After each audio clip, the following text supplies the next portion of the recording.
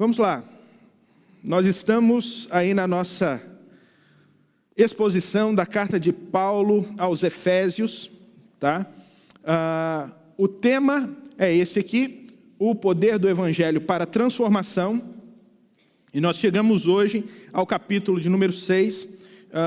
E o Milton falou muita coisa hoje aqui a respeito daquilo que nós vamos tratar.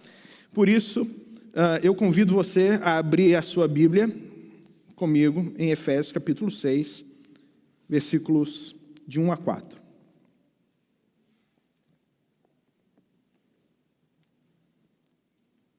Diz aí: Filhos, obedeçam a seus pais no Senhor, pois isso é justo. Honra teu pai e a tua mãe, este é o primeiro mandamento com promessa, para que tudo te corra bem e tenhas longa vida sobre a terra. Pais, não irritem seus filhos, antes criem-nos segundo a instrução e o conselho do Senhor. Até aí. Nós temos dito nas últimas semanas que nós temos um problema, e o problema que às vezes nós precisamos enfrentar na construção da família, na construção dos nossos conceitos familiares, são os outros conceitos que nos são apresentados paralelamente às Escrituras pela cultura, e que muitas vezes são antibíblicos e que muitas vezes são contrários à cultura bíblica. O que nós queremos dizer com isso é que nem tudo que a cultura nos apresenta é errado, mas que muitos dos conceitos que a cultura nos apresenta, eles não só são errados, mas eles devem ser desafiados pelo Evangelho, para que nós, como igreja, possamos mostrar ao mundo, não só com palavras, mas também com vivência, que esses valores experimentados pela sociedade, eles são contrários àquelas perspectivas que o próprio Deus tem para a formação da família, dessa família nuclear que nós podemos chamar, que é o núcleo familiar, pai, mãe e filhos, que é isso que Paulo está tratando nesse primeiro momento. E por que Paulo está tratando disso? É muito importante nós nos lembrarmos o porquê que Paulo trouxe esse assunto à baila.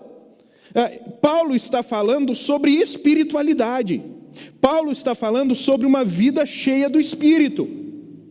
Na concepção de Paulo, uma vida cheia do Espírito não passa pelas manifestações, ou apenas pelas manifestações que acontecem dentro das igrejas, ou que são sobrenaturais. Nós sabemos que Deus pode fazer essas coisas, mas muita coisa que está sendo chamada de manifestação do Espírito na igreja, ou de enchimento do Espírito na igreja, não está de acordo, alinhado com as Escrituras, ou não pelo menos na sua totalidade. Paulo vem ensinando a igreja de Éfeso, que é uma igreja que experimentou um profundo avivamento, um avivamento que tocou não apenas o povo da igreja, mas que tocou a sociedade de Éfeso, a ponto de mexer com toda a estrutura social, econômica daquela cidade. Ele vem mostrando que, de fato, é uma vida cheia do Espírito. Então ele vai começar: vocês querem viver uma vida cheia do Espírito? Vocês querem ser cheios do Espírito Santo de Deus? Mulheres, sujeitem-se cada uma ao vosso marido. Respeite o marido. Maridos, amem as vossas mulheres. Isso é uma vida cheia do Espírito. E agora ele chegou nessa relação da família nuclear, que é entre pais e filhos. E ele começa chamando a atenção dos filhos e daquilo que está sendo construído nos filhos. A primeira chamada de Paulo aqui é para que os filhos possam honrar os pais. Filhos, obedeçam seus pais, pois isso é justo. Aí ele traz o mandamento lá dos 10 mandamentos, que é: honra teu pai e a tua mãe. Honra o teu pai e a tua mãe. Esse honrar o pai e a mãe tem duas perspectivas. A primeira perspectiva é você ser capaz de colocar o seu pai em situação de destaque. Como é que um imperador era honrado? Como é que alguém, um nobre daquela sociedade era honrado? Eles colocavam aqueles nobres em um tipo de carruagem, e aquela carruagem era carregada por escravos, e cada um pegava de um lado e colocava no ombro, e eles saíam andando pela cidade. Aqueles nobres estavam acima da sociedade. Essa é a intenção. Coloquem os pais de vocês acima de vocês. E essa é uma boa, é um bom tema, porque pega todos nós aqui. Porque todos nós somos filhos.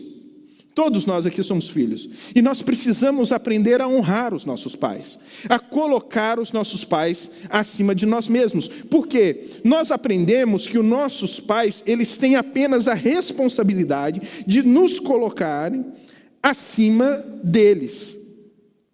Foi assim que nós fomos criados. Mas a Bíblia está mostrando que chega um momento na vida que esse papel ele precisa ser equalizado, equilibrado. Assim como os pais honram os filhos, assim como a mãe é capaz de deixar de comer para pôr a comida na boca do filho, assim como o pai é capaz de sair todos os dias, sofrendo para poder trazer o parco pão para pôr na mesa e ceder às vezes ao filho a prioridade da alimentação, os filhos precisam entender que chega um momento na vida que vocês precisam cuidar dos pais, que nós precisamos cuidar dos nossos pais. E essa honra, então, tem essa perspectiva essa perspectiva moral e ética.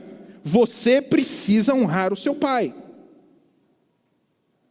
Mas honrar como? Obedecer como? O texto vai dizer, no Senhor. É no Senhor que isso acontece. E isso vai contra a cultura. Por quê? Porque dentro da cultura, o que é honrar o pai e a mãe? É você ganhar destaque social. É você ganhar uma promoção no trabalho. É você se tornar alguém famoso. É você pegar o seu pai e depois de se tornar alguém famoso, colocar ele numa casa para ser servido naquela casa.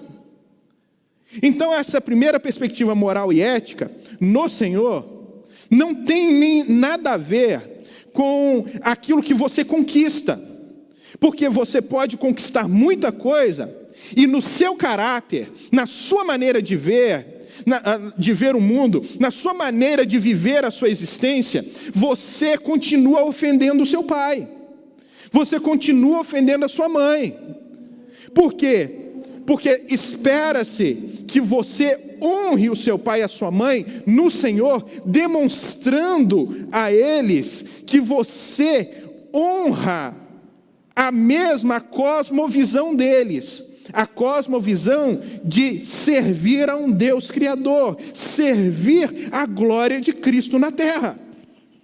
Então você serve a eles. Você pode conquistar muita coisa servindo ao Senhor, mas você não muda o seu caráter para isso. Você não muda os seus valores para isso. Isso tudo continua ali debaixo dos princípios e valores que os pais ensinaram, quando eles criaram vocês debaixo do temor do Senhor. Tá, você pode dizer, mas meu pai não me ensinou o temor do Senhor. O meu pai e a minha mãe, eles não conseguiram transmitir os valores bíblicos. Ok, tudo bem, mas hoje você está aprendendo. Hoje, Cristo alcançou o seu coração. E não é porque eles não transmitiram na jornada esses valores, que hoje, ao você passar a conhecer, você deve aplicar isso na sua vida, para que eles possam conhecer o Cristo que é em você E assim você está honrando os seus pais, mesmo que eles não entendam essa honra. Porque você honra no Senhor e não numa perspectiva cultural. E por que você honra? Você honra porque é um mandamento. Não é um pedido. Não é um conselho para você. Não é um conselho para mim. É uma ordem. Honra, obedeça. Não é obedeça quando você quiser. É obedeça aos seus pais. Respeite os seus pais.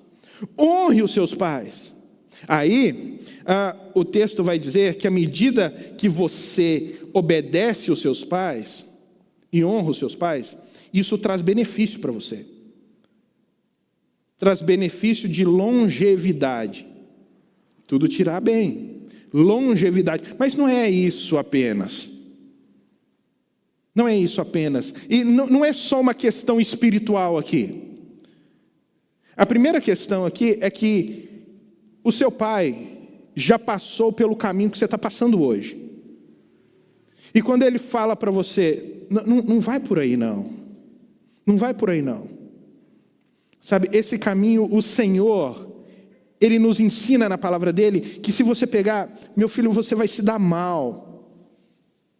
Ele está falando isso porque ele tem experiência. O grande problema dos jovens hoje é que eles se acham mais experientes do que os pais.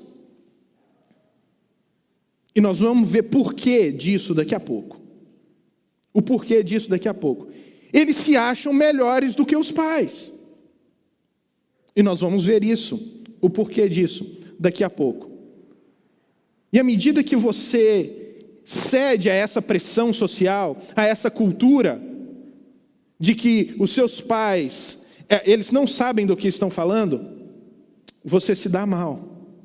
Eu me lembro ainda que na minha juventude, todas as vezes que meu pai, minha mãe, ou minha avó e meu avô falavam alguma coisa, eu ficava muito bravo, porque eu queria fazer alguma coisa, aí minha avó vinha e falava assim, não faz isso, menino, porque vai dar errado.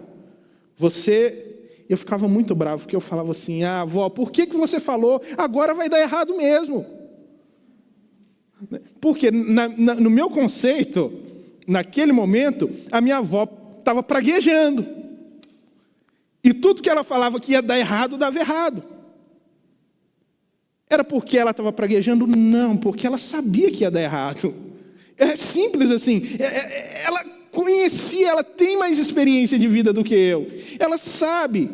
Mas na minha concepção, era simplesmente alguém jogando areia no meu projeto, no meu plano.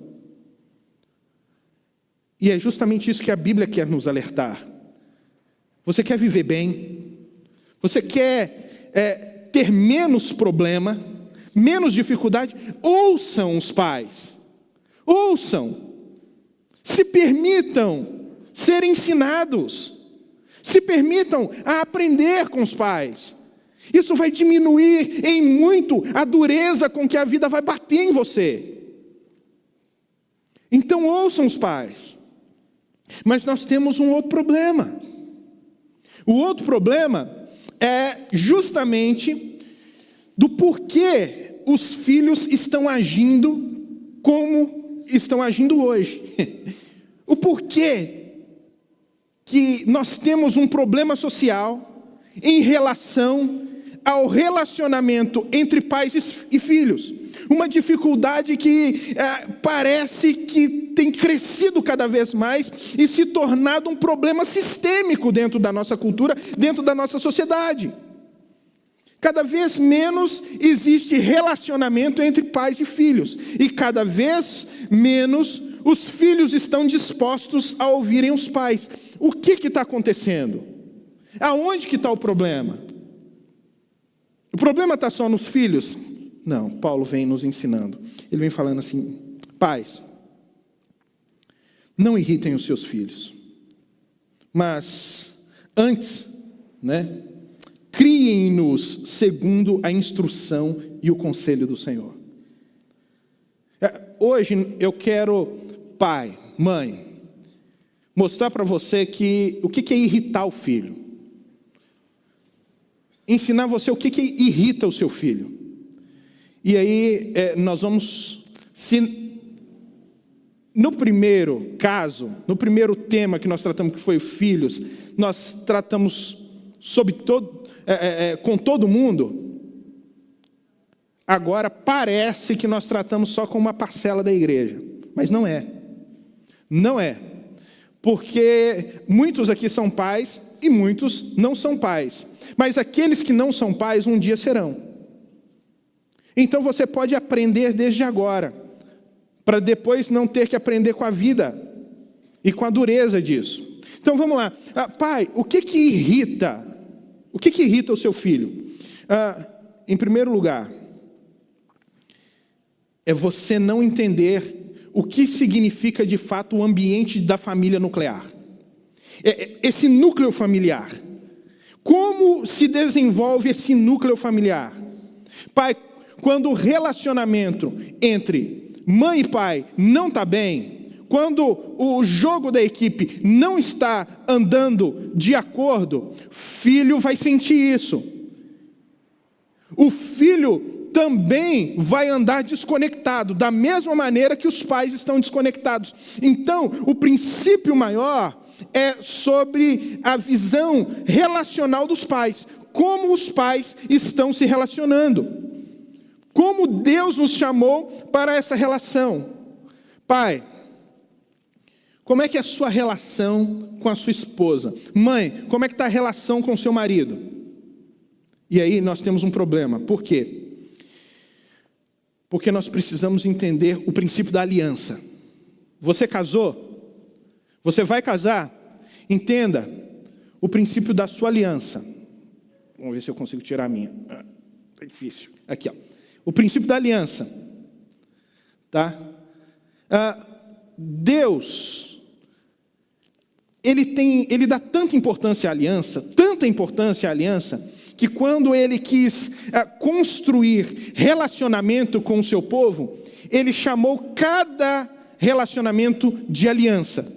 Ele fez aliança com Adão, ele fez aliança com Noé, ele fez aliança com Abraão, ele fez aliança com o povo de Deus lá no monte, junto com Moisés, depois ele fez aliança com Davi, depois ele fez uma nova aliança no meu sangue. É isso que nós fazemos todas as vezes quando ceiamos, né? Jesus dizendo, essa é a nova aliança no meu sangue, que é a aliança com a igreja.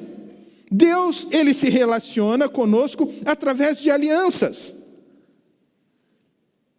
E aí, nós precisamos entender nessa aliança qual é a nossa responsabilidade com o cônjuge. Porque muitas vezes nós estamos pecando contra o cônjuge nessa relação da família nuclear. Agostinho, o teólogo, vai dizer que pecado, em uma das suas definições de pecado, ele vai dizer: pecado é o amor fora de ordem, é o amor fora da posição ideal. Todas as vezes que você coloca algo acima daquilo que você deveria amar primeiro, você está pecando. Por exemplo, se você ama mais a sua esposa do que a Deus, isso é pecado. Se você ama mais o dinheiro do que a Deus, isso é pecado. Mas marido, se você ama mais o seu trabalho do que a sua esposa, isso é pecado. Se você ama mais o dinheiro do que a sua esposa, isso é pecado. Se você ama mais a esposa, o seu status social do que o seu marido, isso é pecado. Se você ama mais o seu conforto do que o seu marido, isso é pecado. Isso quer dizer que nós temos um grande problema. Porque se você ama mais o seu filho do que o seu marido, isso é pecado. Se você ama mais o seu filho do que o seu esposo, isso é pecado. Porque nas Escrituras, a relação de aliança é construída entre marido e mulher, esposo e esposa. Não existe relacionamento de aliança entre pais e filhos. É com a esposa, é com o cônjuge que você tem uma aliança. Filhos, eles têm um alto poder de nos tornar idólatras. Porque nós começamos a idolatrar os nossos filhos. E esquecemos que filhos são criados para eles mesmos. Filhos são passageiros. Filhos são temporários. O que fica no final, na cadeira de balanço ao lado do outro, é o cônjuge. De mãozinha dada, na varanda, tomando sol. É o cônjuge. O filho vai embora, cria asas e bate. Vai construir a sua própria história, vai construir a sua própria família. Só que nós temos cada vez mais pais que estão comprometidos para criar filhos para si mesmos. Filhos para ficar em casa. Pai, o seu sucesso é quando o seu filho vai embora. Quando ele vai embora. Quando você construiu uma estrutura nele, cada vez mais sólida, para ele ir embora.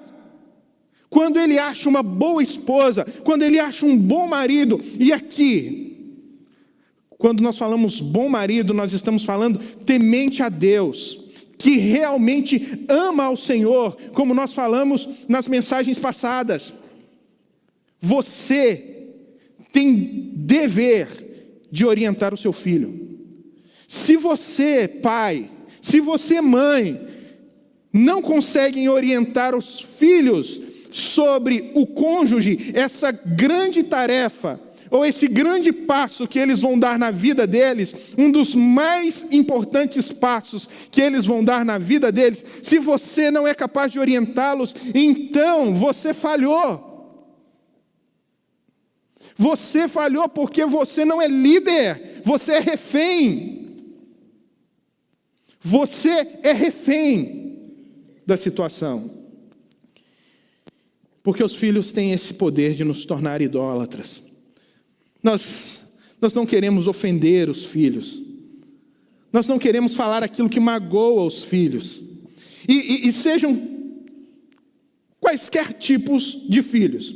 Sejam os filhos vivos e ativos, aqueles que você já tem, ou sejam aqueles filhos daqueles que ainda não têm, mas sonham em ter. Eles sonham em ter com tamanha intensidade, com tamanho desejo, que antes de terem os filhos já se tornaram ídolos no coração. E quando os filhos nascem, rapidamente, eles vão substituir o amor. Vão colocar o amor fora de ordem. E aí, nós temos a desestrutura familiar. Mãe, deixa eu te contar um segredo. Muitas vezes, se você agir assim, se você substituir amor, se você passar a amar mais o seu filho do que o seu marido, vai ter outra que vai amar mais o seu marido do que o seu filho.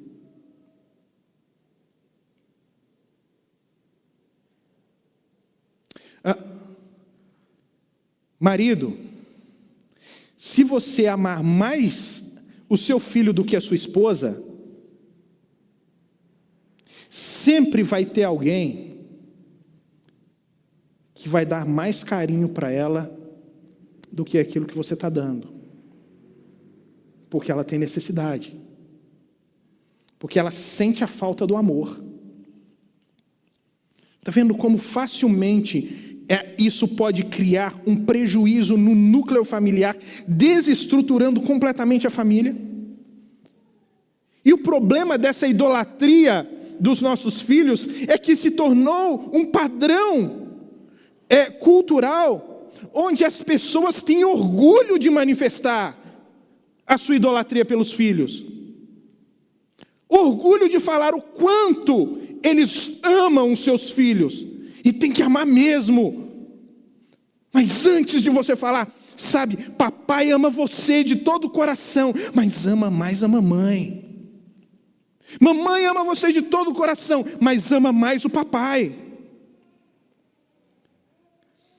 Nessa idolatria pelos filhos, nós temos percebido, visto, crianças que elas conseguem organizar a casa e fazer toda uma mudança na cultura familiar, ainda estando no colo. Ela manda, ela organiza. Ela é quem dita para os pais o que vão fazer, quando vão fazer, se não vão fazer. Coitado, não pode frustrar a criança. Desse jeito, você não está sendo pai ou mãe, você está sendo refém dessa criança. E não está fazendo o serviço que você deveria fazer. Olha só. Em 2012, a revista Época, na edição 739, ela trouxe uma matéria muito interessante. O título da matéria foi Eu Me Acho. Eu me acho. Por que a educação moderna criou adultos que se comportam como bebês? Eu me acho. Por que a educação moderna criou adultos que se comportam como bebês? Essa é uma reflexão baseada em um movimento que surgiu lá nos anos 60, mais ou menos. Foi encabeçado pela psicoterapeuta canadense Nathaniel Branden. Ela hoje deve estar com uns 83 anos, mais ou menos. Mas ela trouxe um movimento chamado Movimento da Autoestima. Ela começou a inserir dentro da estrutura da sociedade o pensamento de que os pais deveriam cuidar mais da autoestima dos seus filhos do que da correção dos seus filhos. Que todas as vezes que os pais corrigiam os seus filhos, eles roubavam dos filhos a autoestima, prejudicando no desenvolvimento dessas crianças. Isso em 1960, mais ou menos. Na década de 60 já foi visto a influência do pensamento dessa psicoterapeuta. Na década de 70, isso cresceu ainda mais. Quando chegou na década de 80, na geração Y, então isso explodiu. Os pais já se tornaram totalmente reféns dos filhos. Pensava-se que essa onda iria passar. Quando chegamos então nos anos 2000, foi feito um novo censo na geração digital e percebeu-se que isso não passou, pelo contrário, isso ficou engendrado de tal maneira na cultura que todas as crianças que estavam nascendo a partir daquele momento estavam totalmente suscetíveis a um desânimo emocional.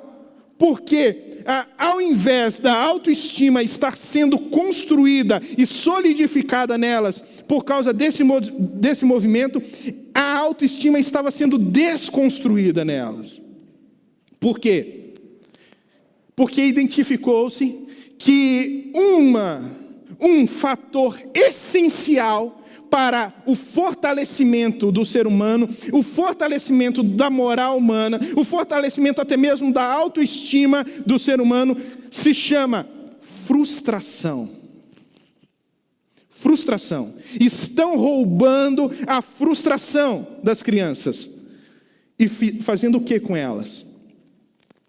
Uma outra escritora chamada Kate Campbell, uma psicóloga da Universidade da Geórgia, coautora do livro Narcissism Epidemic, ou Epidemia Narcisista, de 2009, foi coautora desse livro, onde ela trata justamente sobre essa síndrome que tomou conta de toda uma geração de uma visão narcisista de si mesmo. O que é a visão narcisista? É uma perspectiva baseada na mitologia grega, onde a figura de Narciso, que é um mito grego, de um rapaz que se apaixona pela própria imagem, estava agora fazendo parte da sociedade. As pessoas, os jovens, as crianças, desde a época que foi iniciado o movimento da autoestima, se tornaram profundamente narcisistas, ou seja, totalmente intolerantes a qualquer tipo de frustração e apaixonados por si mesmos. E nós podemos ver isso na sociedade. Nós nunca tivemos uma geração como nós temos hoje. A geração, essa é a primeira geração que acredita, eles realmente acreditam que os desejos deles são direito deles. Que os seus desejos são direitos.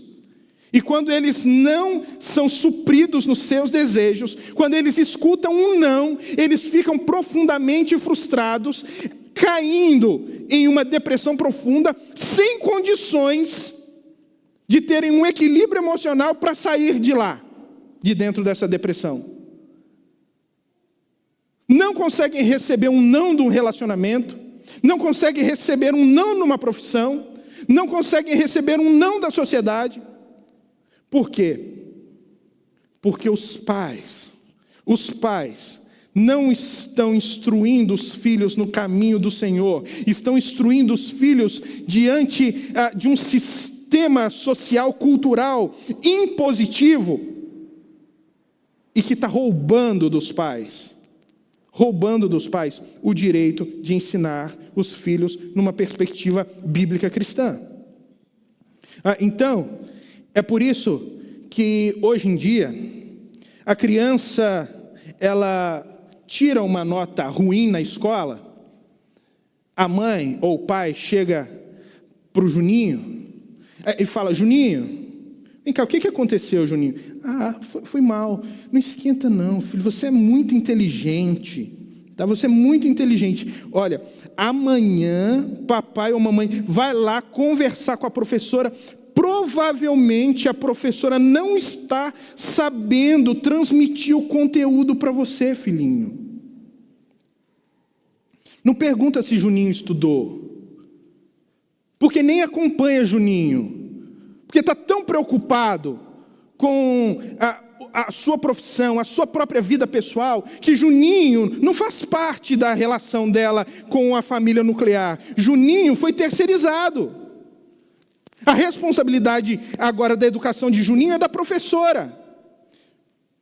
Vocês lembram que antigamente, quando um menino fazia uma malcriação na rua, ou fazia uma peripécia, alguém gritava logo: sua mãe não te deu educação não, menino. Hoje em dia, o filho ele levanta, briga com o pai, quase bate nele, o pai olha para a mãe desesperado, põe a mão na boca e fala: querida, o que estão ensinando para essa criança na escola? Estão ensinando justamente isso. Justamente o que você está experimentando, porque você não entendeu que a responsabilidade do ensino do teu filho não é da escola, mas é sua responsabilidade. Nós vimos duas matérias. Uma terceira matéria, fala a respeito da expectativa exagerada dos jovens, que foi detectado e foi colocado num livro pela escritora Jean Twenge, em 2006. Ela é professora de psicologia da Universidade Estadual de San Diego, e ela escreveu esse texto, cujo nome, o título foi dado Generation Me, ou Geração Eu. É a geração que olha para si. Ela é a melhor. Ela não pode ser contrariada. O filho vai para o futebol e chega lá no futebol, o cara é um perna de pau. O cara é um perna de pau. Quando ele sai, ele está chorando, porque ele não foi bem, e ele sabe que não foi bem. O pai chega lá: ô filho, fica assim não, a culpa não é sua.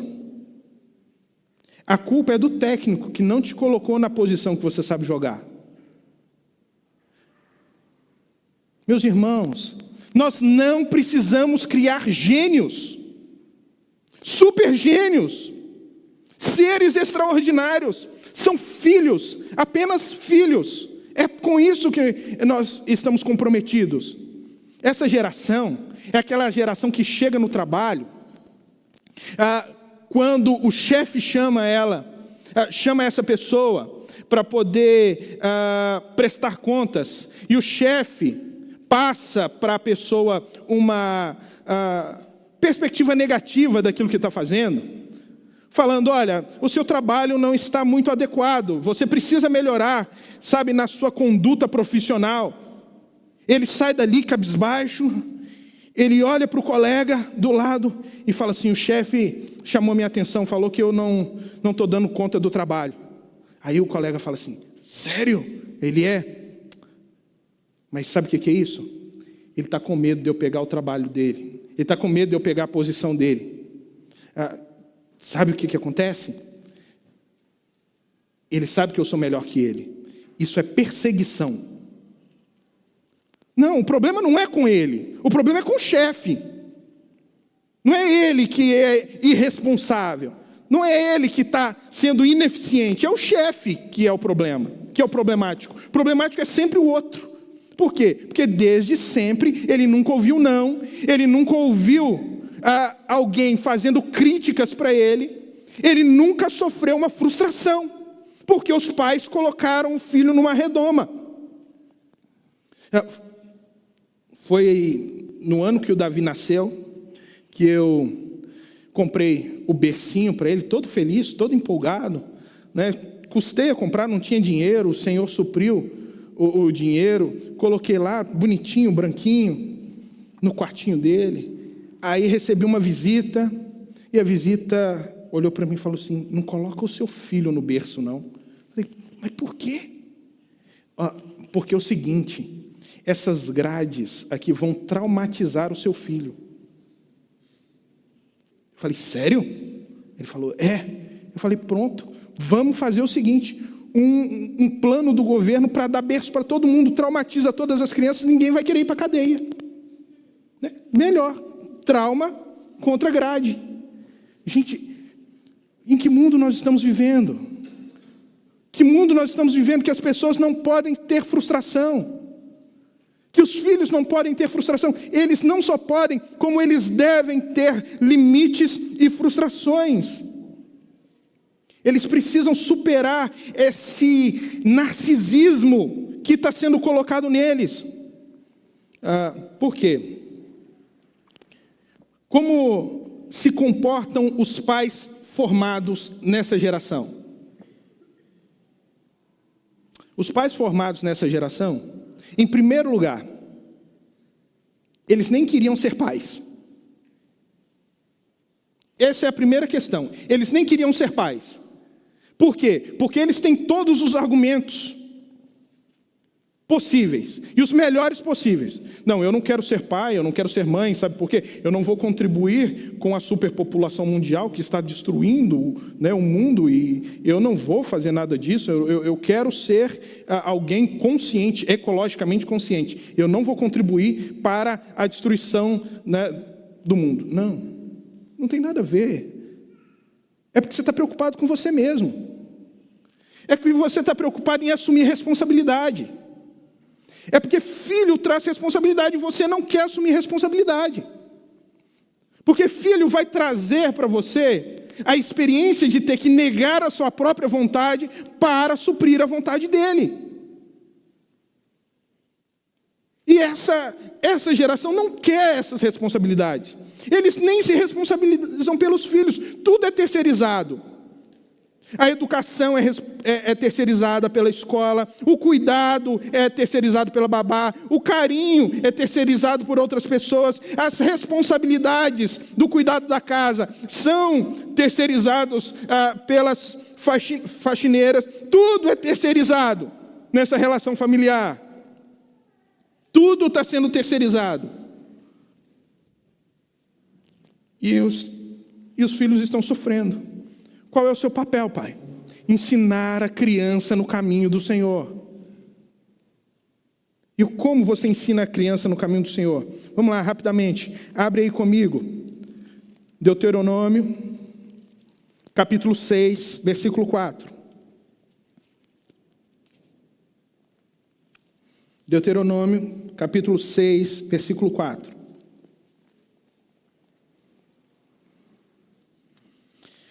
Diz assim: ouça, ó Israel, o Senhor nosso Deus é o único Senhor. Ame o Senhor, o seu Deus, de todo o seu coração, de toda a sua alma, de todas as suas forças. Aí ele vai dizer, que todas essas palavras que hoje lhe ordeno estejam no seu coração. Ensine-as com persistência aos seus filhos. Quem é responsável pelo ensino dos filhos? Os pais. Pai, educação, ensino é responsabilidade sua. Ele está dizendo, ensina essas palavras. Quais palavras? Tudo aquilo que ele escreveu antes. E o que ele escreveu antes? Ele escreveu os 5 primeiros livros da Bíblia, chamada Lei de Deus. E a Lei de Deus, irmãos, não é apenas um compêndio de regras religiosas. Não. Isso aqui é uma instrução para o ser humano, sobre cidadania, sobre convivência, sobre relacionamento, sobre valores éticos, sobre valores morais. Ensina o seu filho a ser um ser humano. É isso que o texto está querendo dizer. Ensina a lei de Deus. O problema é que os pais não estão ensinando a lei de Deus. Sabe como é que o pai ensina o filho a lei de Deus? Filho, Jesus te ama. Filho, Jesus te ama. Filho, Jesus te ama. Não é assim? É assim. Mas deveria falar, filho, Jesus te ama sim. Mas se você não conhecer a lei de Deus, e se você não reconhecer Cristo como seu Salvador, Ele mesmo te amando vai mandar você para o inferno. Ah não, eu não posso falar disso para o meu filho, por que não? Então deixa o teu filho caminhar para a perdição. É o melhor, porque você não quer ofender o seu filho. Mas é isso que o Evangelho faz. Ele toca naquelas áreas que ofendem o ser humano, justamente para o ser humano reconhecer as suas necessidades, a sua necessidade de Deus. Então ele está falando, em primeiro lugar, ame ao Senhor. É o que o texto está dizendo. Ó Israel, ame o Senhor. Pai, você só vai conseguir ensinar o seu filho se você amar ao Senhor. Você só consegue transmitir os valores bíblicos e espirituais para o teu filho se você amar ao Senhor. Essa é a base do relacionamento com os filhos. Ame ao Senhor. E aí depois que você ama ao Senhor, você vai se dedicar a eles, como diz aqui o texto. Que todas essas palavras que hoje te ordeno estejam no seu coração. Ensine-as com persistência aos seus filhos. Não é achando que vai falar uma vez que está bom. Não, é com persistência. Você fala hoje, ele faz errado amanhã. Você fala depois de amanhã de novo e ele faz errado de novo. Você não desiste do seu filho. Você não abandona o seu filho na história. Você continua andando de braço dado com ele até ele se tornar homem, até ela se tornar uma mulher que seja consciente da lei de Deus. Como que você faz isso? O tempo inteiro. E olha só, converse com elas quando estiver sentado à mesa. Isso é relacionamento. Pai precisa ter relacionamento com o filho. Os pais têm relacionamento com carro, com casa, com sapato, com salão de beleza. Tem relacionamento com todo mundo, mas não tem relacionamento com os filhos. E depois querem que os filhos respeitem. Como isso, irmãos? Aí o texto continua dizendo aqui.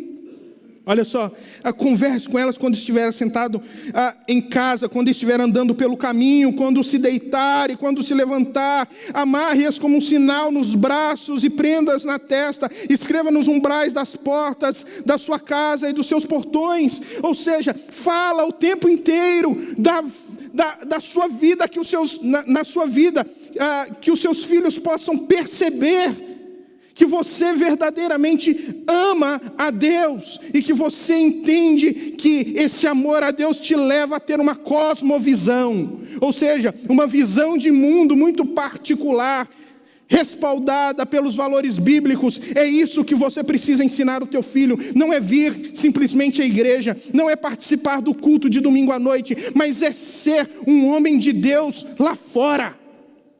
Na sociedade, quando as pressões vierem do mundo, ele tomar decisões que glorifiquem a Deus, porque os pais fazem isso.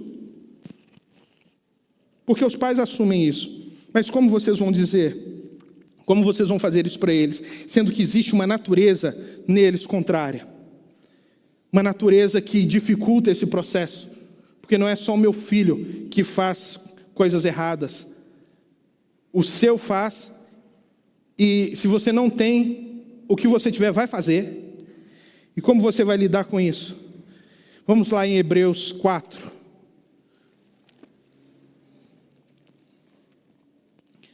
Você precisa convir comigo que quando nós procuramos um modelo, nós precisamos ir sempre no melhor modelo. E é isso que nós vamos pegar aqui hoje à noite. O melhor modelo de pai. O melhor modelo de pai é o próprio Senhor. É o próprio Deus. Então vamos pegar o modelo de Deus sobre como Deus trata os seus filhos. Olha aí, para você ver. Versículo 4 de Hebreus 12. Na luta contra o pecado, vocês ainda não resistiram até o ponto de derramar o próprio sangue. Vocês se esqueceram da palavra de ânimo que ele lhes dirige como filhos?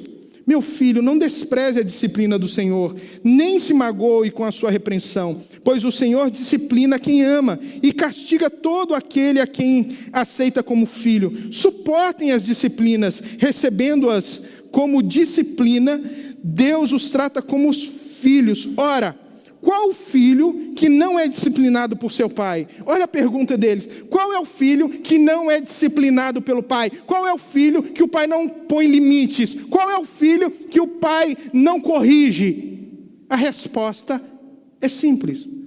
Os filhos da nossa geração. Os filhos de hoje.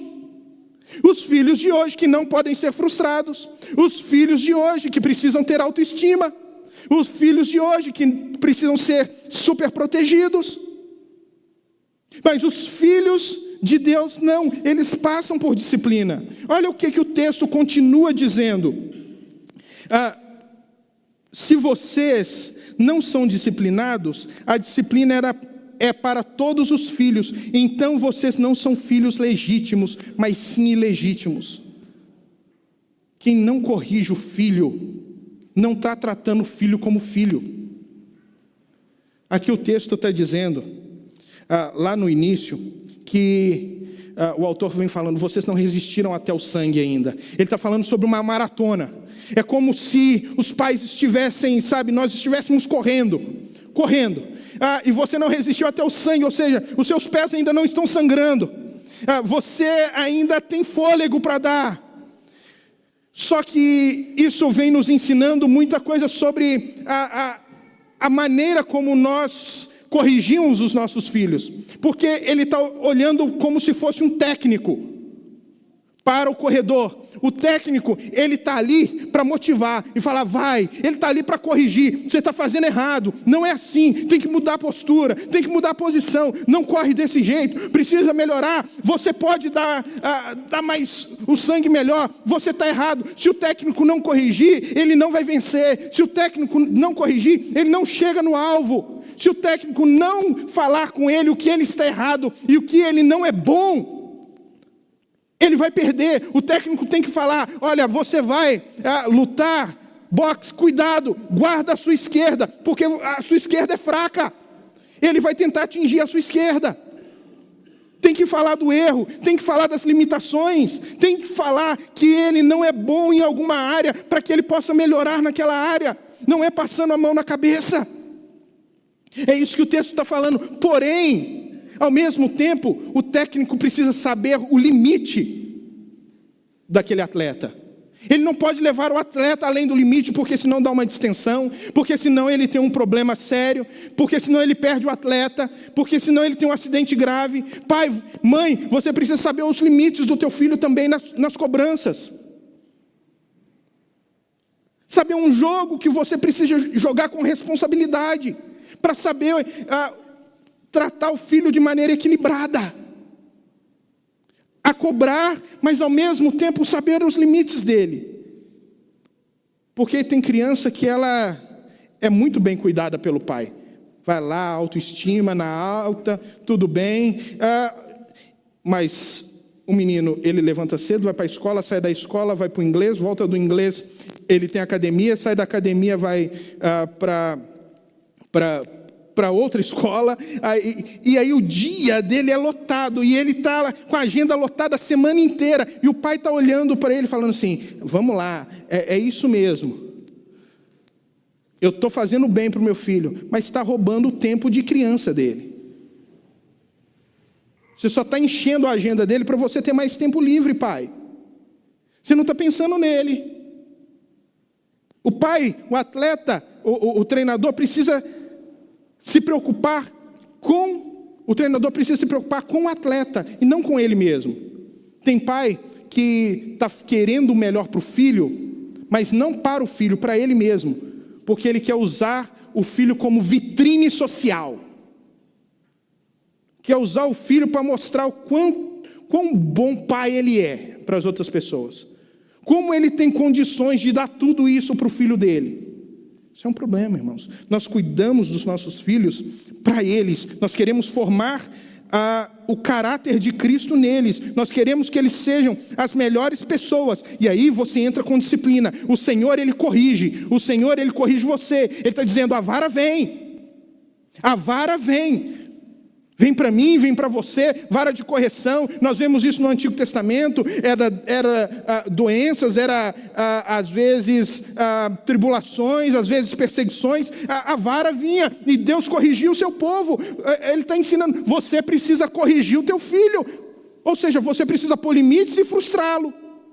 Porque o Senhor faz isso conosco, para nos tornar pessoas melhores. Sempre para nos aperfeiçoar. Esse é o objetivo de Deus. E para acabar, qual é o resultado disso? Diz aqui o texto. Se vocês não são disciplinados, a disciplina é para todos os filhos. Então vocês não são filhos legítimos, mas sim ilegítimos. Além disso, tínhamos pais humanos que nos disciplinavam. E nós os respeitávamos. Olha que interessante. O teu filho, ele não respeita você porque você o ama. Ele ama você porque você o ensinou a te respeitar. O respeito antecede a honra. Se você ensinar o teu filho a respeitar você, você pode contar com o amor dele. Se você não ensinar o teu filho o que é o respeito, frustrando ele, corrigindo ele, pode ter certeza que ele não vai te amar. Sabe por quê? Porque ele vai sempre amar mais a si mesmo do que a você, pai, do que a você, mãe. Ele sempre vai ser prioridade para ele mesmo, tá? E aí o texto acaba dizendo assim, quanto mais devemos submeter-nos ao Pai dos Espíritos para assim vivermos. Nossos pais nos disciplinavam por curto período, segundo lhes parecia melhor, mas Deus nos disciplina para o nosso bem, para que participemos de sua santidade. Nenhuma disciplina parece ser motivo de alegria no momento, mas sim de tristeza. Mais tarde, porém, produz fruto de justiça e paz para aqueles que por ela foram exercidos. Ninguém gosta de ser disciplinado e ninguém gosta de disciplinar filho. É bem provável que você já disciplinou seu filho, ele foi chorando para um lado e você foi chorando para o outro. Se não aconteceu, é bem provável que vai acontecer. Isso acontece conosco, porque dói. É difícil, dói mesmo. Mas Deus faz isso para o nosso bem. Nós precisamos fazer isso para o bem dos nossos filhos. Isso vai dar fruto. Qual é o fruto? O fruto de justiça e paz. Aí nós voltamos lá no texto, quando a Bíblia fala: honra o teu pai e a tua mãe. Os filhos vão honrar o pai e a mãe quando o pai e a mãe forem capazes de fazer com que eles se tornem instrumentos de justiça e paz. Pai, trabalha para o teu filho ser instrumento de justiça e paz. Ele vai ser instrumento de justiça e paz dentro da casa dele, com a esposa dele, com os filhos dele, com o esposo dela, dentro da sociedade, no trabalho. Vai honrar você, você vai ter alegria nesse filho. Então é isso que as Escrituras vêm nos ensinando, irmãos. Para isso, precisamos entender que nós precisamos ter os valores antigos, bíblicos, mas novos relacionamentos. Nos relacionarmos de maneira diferente. É provável, e aqui eu acabo, é provável que hoje à noite, muitos pais vão ter que sair daqui, procurar os seus filhos, e para buscar esses novos relacionamentos, dizer: meu filho, me perdoa, eu errei com você. Eu não fui um pai segundo o perfil das Escrituras, me perdoa, eu vou mudar a partir de hoje. É bem provável que você, filho, tenha que sair daqui hoje à noite e pedir perdão para o teu pai, dizendo: pai, me perdoa, eu não honrei você. Pedir perdão para a mãe: eu não te honrei, mãe, me perdoa. Para que vocês possam dar o passo do arrependimento e na construção de novos relacionamentos.